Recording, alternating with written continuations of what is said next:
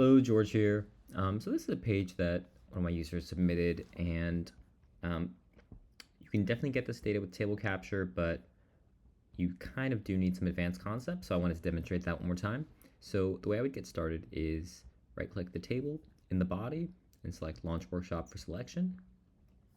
Here you'll see the orange glow around a specific cell. This kind of tells you that the table isn't an HTML table, but a collection of divs. And so you kind of have to orient table capture to let it know where to begin and end. So I'll click this expand selection button.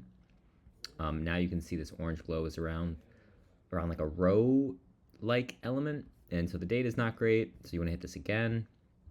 And sometimes you might have to hit this like 5-6 times.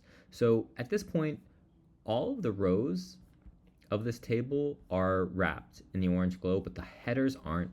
And I have to apologize at this point. If you try to get the headers, you'll go from 41 rows, which is basically what you want, to 3 or 2 or something, because it's treating this as a row, the headers as a row, and then the entire collection of rows as a row. So for this, I would just recommend ignoring the headers for now, and maybe you have to type them in manually, or maybe you have to do them separately.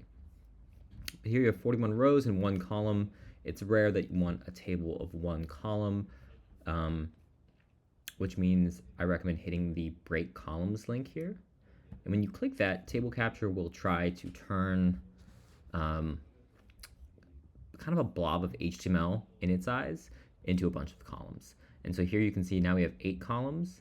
And sometimes it goes a little bit too far, but 1, 2, 3, 4, probably expecting about 5 columns here. But from what I can see in this preview, it looks pretty good. Let's click this button to get an even better view of the data. And so that's a column. That looks kind of cool. That's a column. This is a column. It's turned this dash into a column, but I think that's probably fine. You can do some Excel juju and merge these 3.